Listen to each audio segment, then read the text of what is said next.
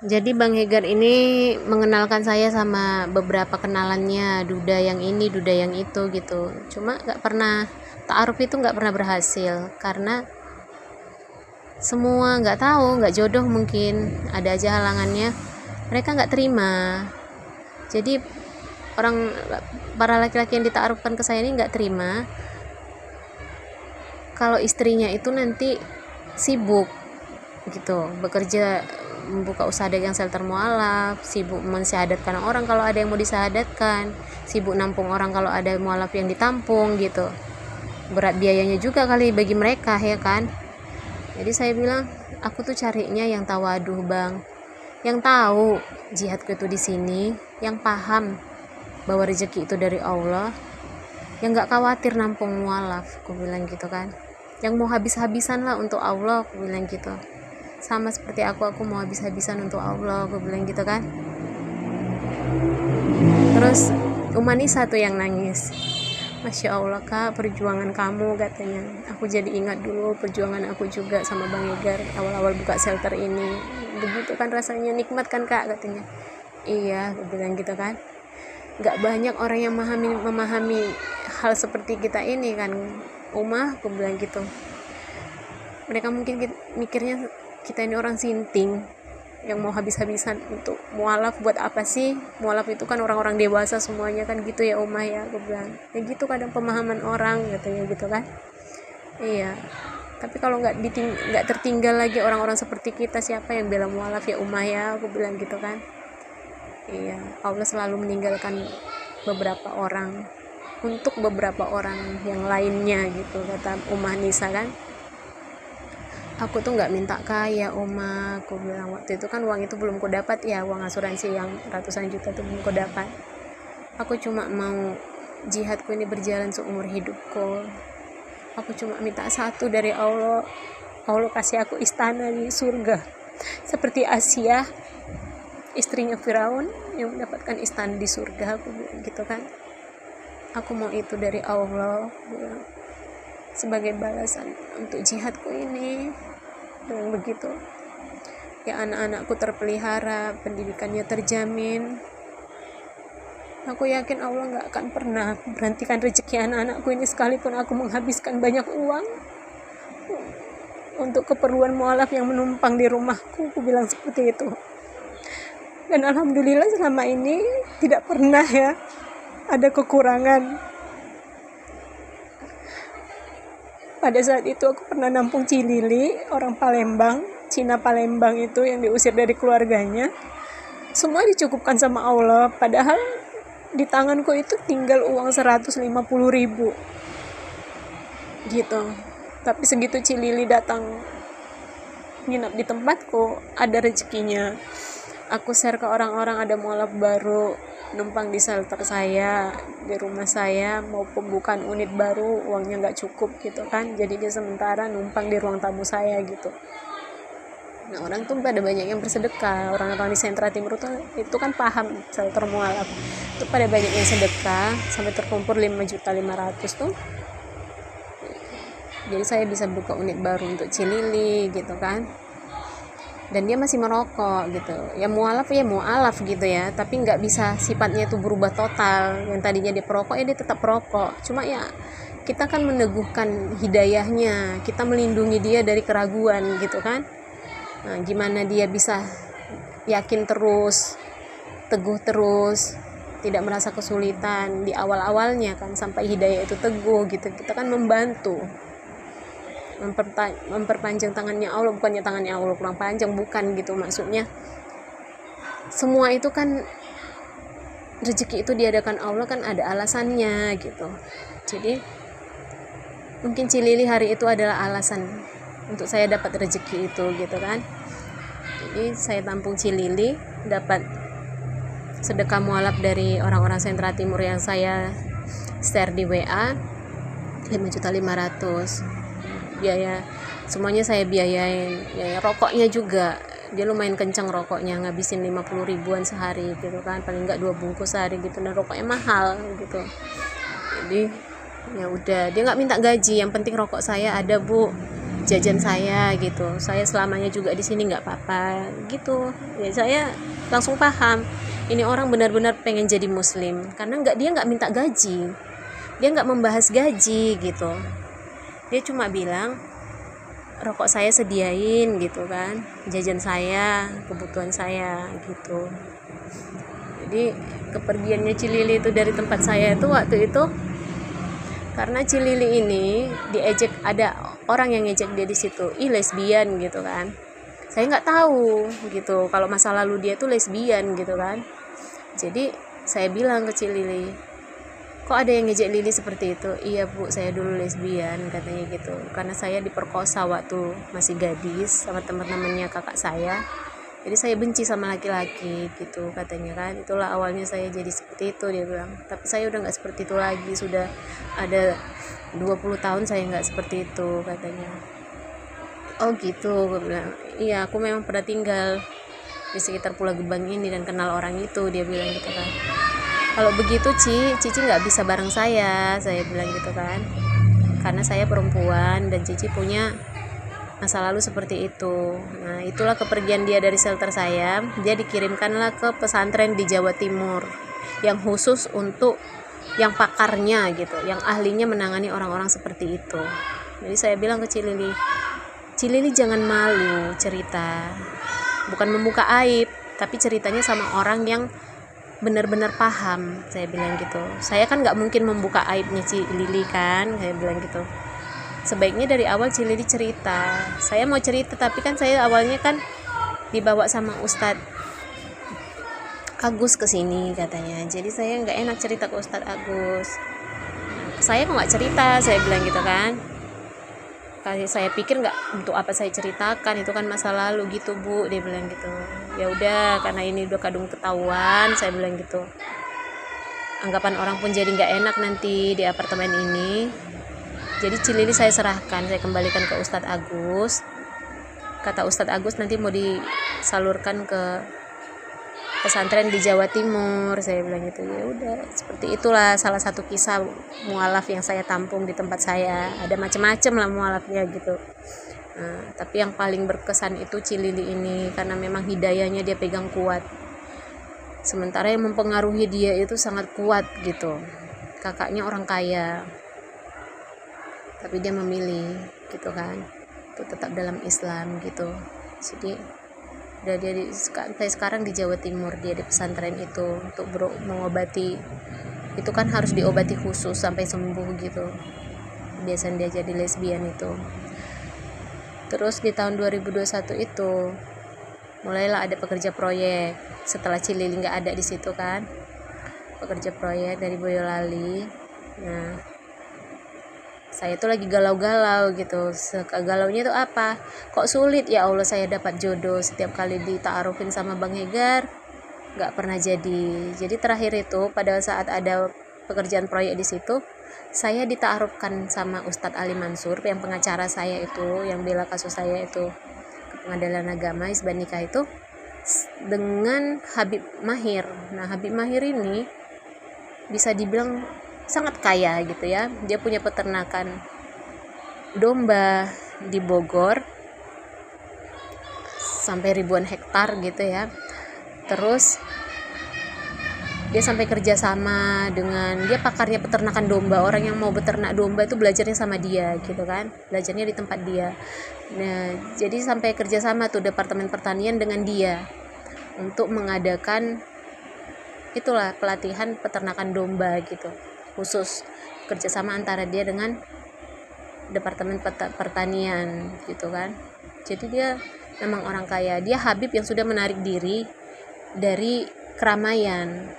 Nah, jadi dia nggak ceramah lagi, nggak menampilkan apa ya, kehabibannya lagi.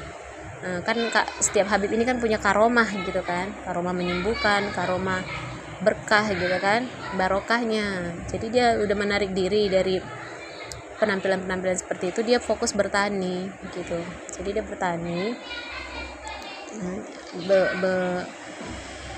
beternak gitu ya, beternak domba. Jadi istrinya tadinya ada 3, tapi 2 minta cerai pada saat COVID, karena pada saat COVID kan bisnis dia tumbang, dia melarat lagi gitu, cuma bisa ngontrak rumah. Jadi istri pertamanya yang setia sama dia. Jadi setelah selesai COVID dia jaya lagi gitu, sampai dapat tender dengan Departemen Pertanian. Nah, dia kaya lagi.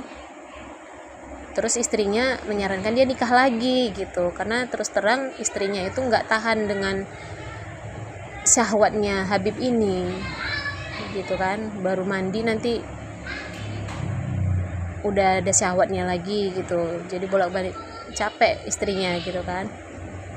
Jadi istri saya tuh capek bolak-balik keramas, dia capek katanya. Jadi dia bilang, Habib kapan nikah lagi gitu. Jadi udah dapat izin dari istrinya, Habib, gue bilang gitu. Iya gitu.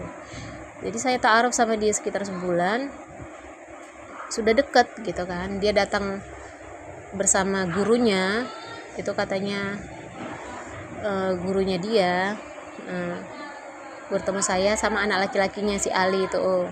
Dia bawa Ali anaknya, terus anaknya yang pertama kenalan sama saya, kenalan sama anak-anak saya. Ini nanti calon umi kamu, umi kedua gitulah katanya kan. Anak saya dikasih amplop jajan masing-masing 1 juta tuh waktu pertama kali dia datang. Cuma sekali sih dia datang, karena setelah itu saya putus ta'arufnya gitu kan. Terus kenalan, terus dia bilang, saya boleh lihat wajah kamu, kata gitu, karena waktu itu kan saya pakai nikab, jadi saya buka nikab saya. Oh iya, kamu manis, cantik, saya mau, dia bilang gitu kan. Ya udah, jadi dia setuju gitu. Jadi dia bilang, saya mau kamu, saya minta tolong kamu jangan terima ta'aruf dari orang lain gitu kan. Jaga diri kamu ya dari pandangan orang lain gitulah, jaga diri kamu dari hubungan dengan orang lain ya Bib gitu. Jadi sahlah itu ta'arufnya kita berjalan. Terus sesudah pulang dia ngomong, dia WA, kita video call, ada yang mau saya katakan Umi, dia bilang gitu, begini, nanti kalau jadi istri saya Umi itu belajar masakan Arab. Iya Bib, bisa gitu kan, saya belajar ya gimana orang Arab hidup gitulah, dia bilang kan, kebiasaan orang Arab, terus dan harus satu rumah dengan istri saya kan. Nah itu saya nggak terima. Terus saya bilang, saya nggak bisa satu rumah Bib dengan istrinya Habib, saya bilang gitu kan, bahkan harus satu kamar kita, kata itu. Oh nggak bisa, setahu saya itu haram hukumnya, saya bilang. Sampai dia bilang nanti melayani dia secara seksual itu harus bareng-bareng. Saya bilang, berarti pemahaman agamanya Habib belum sampai di situ, belum sampai di tahap itu, atau Habib yang pura-pura tidak sampai di tahap itu, saya bilang gitu. Seorang perempuan dewasa melihat aurat perempuan dewasa lainnya itu haram hukumnya, saya bilang gitu. Haram, biarpun sesama perempuan. Jadi perempuan dewasa melihat aurat perempuan dewasa lainnya itu haram, karena auratnya perempuan dewasa itu indah, aku bilang gitu kan, sangat indah, bahkan sesama perempuan bisa saling suka, aku bilang gitu kan, makanya diharamkan oleh Allah, aku bilang gitu kan. Terus Habib itu diam. Ya kan kamu bisa kontrol diri kamu untuk nggak suka aurat istri saya, katanya gitu kan. Enggak lah Bib, saya jijik, saya bilang gitu. Bukan hanya haram, kan setiap orang punya rasa ya, saya bilang gitu. Dan saya rasanya jijik, saya bilang gitu kan. Untuk melakukan seksual seperti itu bareng-bareng saya jijik, saya bilang gitu kan. Maaf, saya mundur dari ta'aruf ini. Nah, itulah mundurnya saya dari ta'aruf itu. Padahal saya itu dijanjikan, sampai dia Habib Mahir bilang, nanti saya kasih kamu rumah, mobil, semua itulah. Rumah sendiri ada, tapi kalau ada saatnya kita harus satu kamar, melakukannya bareng-bareng gitu. Oh enggak Bib, saya bilang. Habib kaya, saya juga pernah kaya, saya bilang gitu. Habib punya uang, saya pernah punya uang, saya bilang gitu kan. Maaf Bib ya, saya itu perempuan yang gak bisa dibeli dengan uang, saya bilang seperti itu. Orang tua saya nih nawarikan nyamanan hidup yang banyak, kalau saya mau balik jadi Kristen, saya bilang itu. Saudara-saudara saya semua, tapi saya memang orangnya tidak bisa. Kalau merasa tidak yakin, tidak saya jalani, saya bilang gitu kan. Kalau saya yakin, saya jalani sampai sehabis-habisnya, saya jalani, saya bilang gitu, sampai sekurang-kurang apapun saya jalani kalau saya yakin. Tapi kalau saya sudah tidak yakin, saya mundur. Nah, ini saya sudah tidak yakin, Bib. Saya tidak yakin bisa bertahan untuk kehidupan seperti yang Habib katakan itu, saya bilang gitu. Nah, terus Habibnya bilang, saya hormat sama kamu, saya respect sama kamu benar-benar perempuan yang teguh, dia bilang gitu. Iya, saya maaf ya Bib, saya nggak bisa meneruskan ta'arufnya, saya bilang gitu. Terus saya tutup bab ta'arufnya. Tapi setelah itu Habib Mahir tuh masih sering mau telepon, saya reject, terakhir saya blokir dia, karena saya nggak mau memberikan kesempatan gitu tuh dia menggoyahkan saya gitu kan. Terus saya galau-galau tuh, karena saya kan udah lumayan punya rasa dengan Habib Mahir kan. Saya galau-galau, saya terus dekati sama orang apartemen Sentra Timur itu. Dia lihat saya galau kan, ada orang Sunda, laki-laki Sunda situ. Pertama ngakunya duda, lama-lama kelamaan ada istrinya, dan katanya istrinya sakit kanker rahim, nggak bisa ngelayani dia.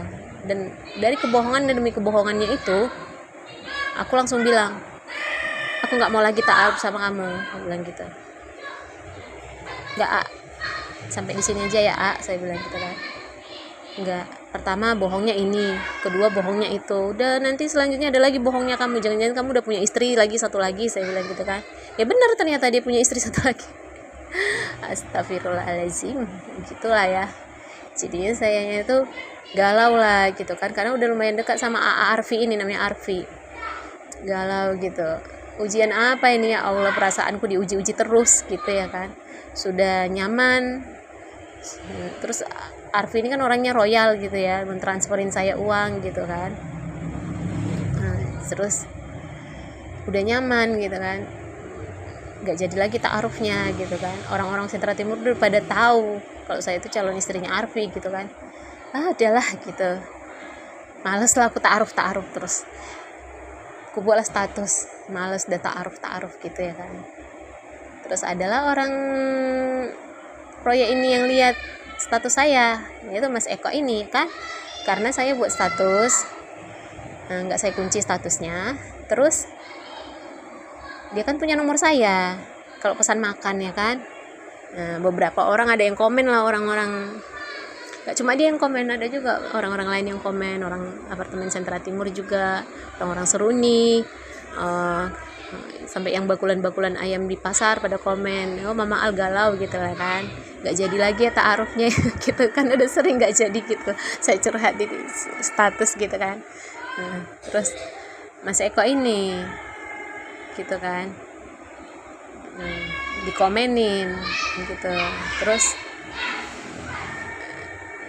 komennya waktu itu apa ya, kayaknya komennya yang sabar ya gitu kan, nanti pencarian kamu akan diberikan yang terbaik oleh Allah gitu lah kan. Saya nggak mau tahu lah gitu. Terakhir dia telepon pesan makan, selama ini kan WA nggak pernah telepon. Terus dia telepon, kali ini dia telepon pesan makan. Terus dia bilang,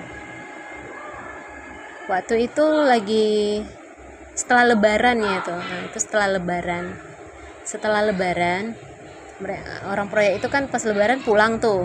Nah, setelah lebaran mereka kembali lagi kerja gitu kan. Setelah lebaran itulah saya lagi pas puasa kan, saya dekat sama Arfi. Terus setelah lebaran tuh saya putus ta'aruf sama Arfi karena ketahuan dia tuh bohong gitu kan. Nah, ternyata ada istrinya gitu. Terus saya buat status itu yang setelah lebaran itu, orang proyek tuh pada balik lagi kerja di Sentra Timur. Mas Eko ini komen gitu kan, komen status saya itu, nanti pencarian kamu diberikan yang terbaik sama Allah gitu kan. Jadi terakhirnya adalah satu bujangan tuh, orang Purwodadi, orang proyek itu orang Purwodadi katanya, dia sampai nunjukin KTP-nya, saya bujangan loh mbak gitu kan. Terus aku bilang, janganlah kalau bujangan, saya bilang gitu kan, apa kata ibu kamu? Enggak apa-apa, ibu saya juga jadi sama bapak saya janda gitulah omongannya kan. Sampai ditungguin saya jualan, saya nggak enak mas, saya tuh di sini buka usaha dagang shelter mualaf, saya dititipin sama mualaf center ke masjid sini, koordinasinya dengan masjid sini. Nah, orang-orang masjid sini tuh perhatiin saya bilang gitu kan. Orang satu apartemen ini sudah tahu ini saya ini buka shelter mualaf di sini. Saya tuh diperhatikan, saya bilang gitu kan. Saya nggak enak kalau Mas terus di sini, saya bilang gitu kan. Dia nungguin saya terus sampai tutup gitu. Saya nggak enak gitu kan. Nah, dia datang makan paling belakangan. Terus saya nggak sukanya memang terus terang saya nggak sukanya itu nggak suka aja gitu. Pada saat itu saya pikir memang nggak ada yang saya suka selain almarhum suami saya gitu ya kan. Kalaupun ada yang saya suka, nggak suka, cuma niat mau menikah gitu lah kan. Dan dia tidak ada di daftar saya niat mau menikah gitu, biarpun bujangan saya nggak serk gitu kan. Jadi nggak nyambung ngomongnya gitu kan. Terus dia nggak religius gitu, nah gitu kan. Nah, saya kebanyakan diem lah sayanya kan. Dia ngomong terus tentang dirinya, gini cerita dia pernah ke Sumatera semua, pernah ke Medan, semua lah diceritain. Maaf Mas, saya bilang kan, saya nggak suka sama Mas, gitu aja saya bilang. Nah setelah itu si Eko ini maju gitu kan. Terus bilang, si Eko ini maju, mungkin dia udah perhatiin kalau saya nolak yang ini gitu kan. Jadi saya nggak tahu kalau saya diperhatiin sama Eko gitu. Jadi Eko ini WA gitu kan, nggak takut sendirian, udah malam nggak pulang gitu kan, belum tutup gitu, udah biasa saya bilang gitu kan. Terus dia nelpon, pesan es teh ya 3 katanya gitu, ke sampingnya kamar kamu. Nah mes mereka itu kan berderet-deret di samping saya tuh. Terus saya dengar, ini suaranya kok mirip almarhum ya gitu kan, suaranya mirip dengan almarhum. Terus saya cari tuh, sengaja saya ngantar, biasa kan anak saya yang ngantar, sengaja saya yang ngantar. Yang pesan es teh tadi siapa, saya bilang gitu kan. 3 orang yang keluar. Terus dia nggak ngomong, dia di belakang gitu kan, di belakang yang berdua ini. Yang ngambil waktu itu Surya sama satu lagi ada, saya nggak tahu namanya, pokoknya teman mereka yang satu kamar itulah. Bukan ini suaranya dalam hati saya, tapi saya kan malu nanya kan, adabnya kan begitu. Jadi saya diam aja, saya turun lagi, balik ke kios lagi. Terus dia nelpon lagi, belum tutup katanya gitu. Belum Mas, saya bilang. Mas tadi yang mana ya, saya bilang gitu kan. Saya di sini kok. Oh nggak di atas, saya bilang. Iya tadi kamu nganter itu saya di atas gitu. Cuma saya sekarang di bawah nemenin kamu di sini katanya gitu kan. Yang mana Mas orangnya, saya bilang gitu kan. Saya nggak cerita dulu kalau suara dia mirip sama almarhum ya kan, takut kegeeran dianya. Jadinya saya lihat dia pakai baju biru waktu itu kan. Oh itu orangnya gitu. Saya kan buta wajah, cuma saya ada tahu itu orangnya gitu, yang pakai baju biru. Perawakannya saya tahu gitu, lumayan lah gitu kan.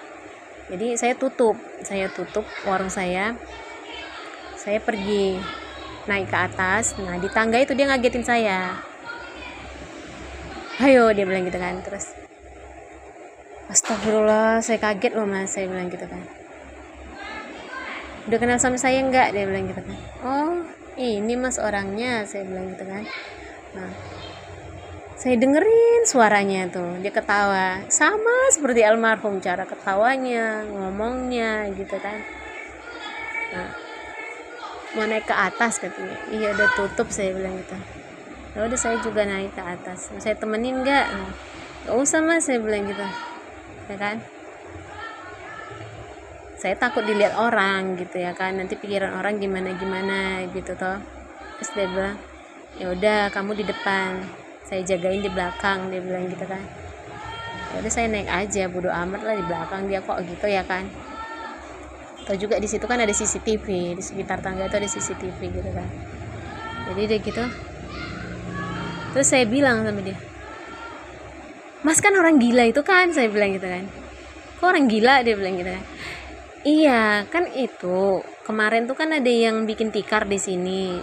Jadi dia tuh waktu itu sebelum saya tahu kalau itu dia sampai malam itu, mulai dari jam berapa lah sepulang dari proyek tuh dia bikin tikar dari sisa-sisa tali keramik proyek itu, katanya itu dia bikin tikar.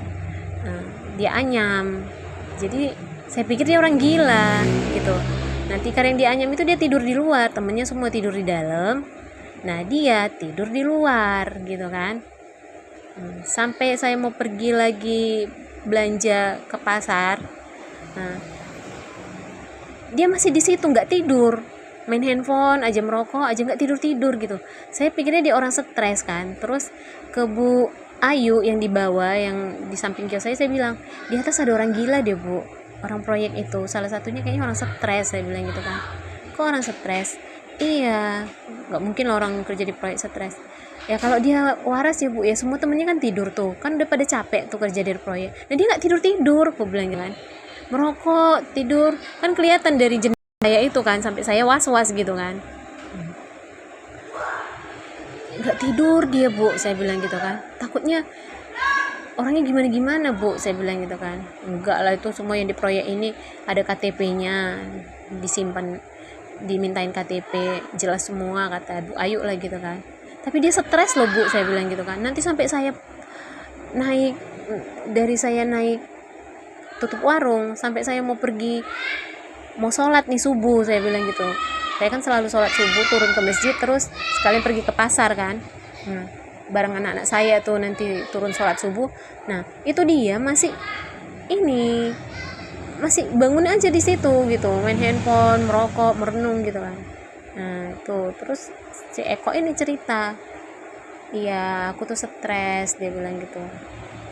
Istriku tuh selingkuh terus. Nah ini terakhir ini selingkuhannya itu sepupuku, dia bilang gitu, anak dari budeku sendiri, dia bilang kan, yang aku ajarin. Aku kan buka martabak di sana, aku buka toko martabak, terus aku ajarin dia belajar martabak itu di kios itu. Nah dia malah suka sama istriku, dia bilang udah 7 tahun selingkuh, gitulah cerita si Eko ini kan. Kok sabar banget Mas 7 tahun selingkuh, masih Mas tunggunya demi anak, katanya gitu kan. Aku punya 2 anak perempuan, katanya lah gitu. Oh gitu, bilang gitu. Iya, dia bilang gitu kan. Aku benar-benar depresi ini, dimana banyak utang lagi, dia bilang gitu. Kasihan banget Mas ya, aku bilang gitu. Semoga dapat jalan keluar lah dari Allah ya, aku bilang gitu kan. Terus dia bilang kan, ya ini aku pusing, dia bilang gitu kan.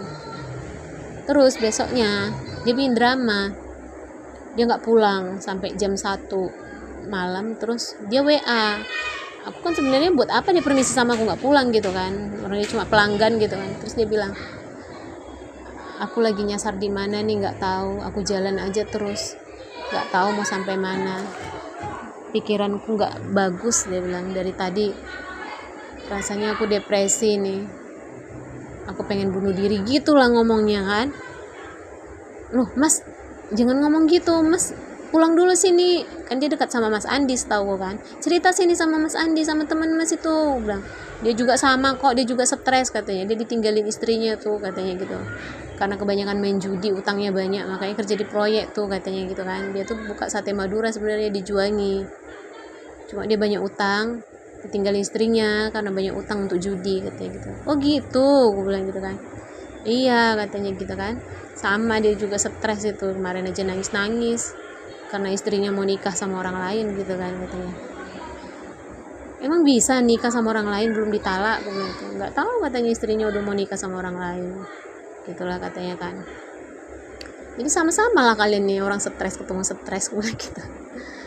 Terus gue bilang, terus dia ketawa kan, oh berarti Mas nggak stres banget, gue bilang, Mas belum stres banget, dan Mas masih ketawa kok, kayak gitu kan. Ya udahlah, terakhir dia pulang lah tuh sekitar jam 2 gitu kan. Waktu itu kan pulang sekitar jam 2, terus Mas Andi bilang udah pulang kok dia Mama Al. Aku kan ceritain ke Mas Andi, ke WA Mas Andi, Mas tuh temenmu tuh katanya depresi mau bunuh diri tuh, ini WA nya nih, aku screenshot gitu kan. Terus Mas Andi WA tuh, dia udah pulang Mama Al, nggak jadi bunuh diri, katanya gitu kan, cari perhatian Mama Al aja tuh, katanya gitu. alhamdulillah dia pulang mas, aku bilang gitu, daripada nggak tahu ya mas, itu masalahnya berat kok itu, aku bilang gitu, jaga-jagain lah teman mas itu, aku bilang gitu kan. Udah seperti itu. Jadi besoknya dia datang, yang nggak pernah turun makan, dia turun makan ke warung saya, makan. Terus ditanyain Al ikroknya udah sampai mana gitu kan. Jadi coba ambil buku ikroknya. Jadi diambil ala dari dekat etalase saya itu kan, disimpan situ ikroknya sama tas-tasnya. Diajarinya ikrok anak saya toh. Terus mas bisa ngajarin ngaji, aku bilang gitu. Oh jangan salah, saya bisa kitab kuning gitu, ngomong dia. Mas bisa kitab kuning, saya bilang tuh. Anak pesantren, lulusan pesantren saya ini dulu. Mas lulusan pesantren? Iya. Masya Allah, aku bilang gitu. Kok bisa mas lulusan pesantren bisa kitab kuning? Kerja di proyek, saya bilang. Ya begitulah perjalanan hidup. Banyak yang mau dibayar, dia bilang gitu kan. Utang banyak, istri selingkuh, dia bilang gitu kan. Nah sebisanya lah diupayakan apa yang bisa diupayakan demi anak-anak, ya gitulah kan. Jadi dia makan terus nemenin saya, terus aku bantuin kamu nyuci piring ya, dia katanya gitu. Janganlah mas, nggak enak, saya bilang gitu. Kan ada CCTV-nya sini, memang ada CCTV kan di warung itu kan, CCTV-nya kios sebelah kena ke saya gitu kan, CCTV-nya Mami RR toh. Terus gantinya makan malam mas kan, saya kasihan gitu kan, biar menghemat, dia bilang gitu. Oh gitu mas, aku bilang gitu. Iya bayarnya makan malam aja gitu katanya kan. Jadi dia nyuci piring kalau saya tutup tuh, gantinya ya bayar makan malamnya dia itu. Nah itu lama kelamaan kan kita ya deket itu. Terus dia bilang, aku talak ya istriku, dia bilang gitu. Janganlah mas, aku bilang gitu kan, anak-anaknya mas lo kasihan, aku bilang gitu kan. Sebenarnya udah bisa aku talak loh, semua udah bisa bilang, semuanya bilang gitu, guruku juga bilang gitu, ada guruku kiai di Purwodadi, dia bilang gitu kan. Dari dulu disarankan kalau nggak berubah-berubah talak aja, nanti dosanya ke kamu. Benar sih mas, sebenarnya aku bilang, istri yang selingkuh itu membawa sial, dan dosanya itu ditanggung sama suaminya, aku bilang gitu kan. Ya makanya mau saya talak dia, katanya gitu kan.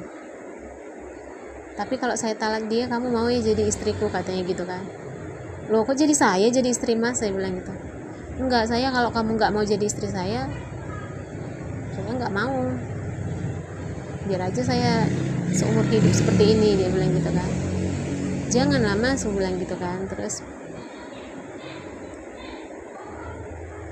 lama-lama kita deket, lebih deket lagi gitu ya kan. Jadi dia bantuin saya, dia nggak mau lagi kerja di proyek, dia kebanyakan bantuin saya gitu, nemenin saya ke warung, ke pasar, nemenin belanja, nemenin masak. Jadi tuh satu proyek tuh hampir semuanya makan di tempat saya kan.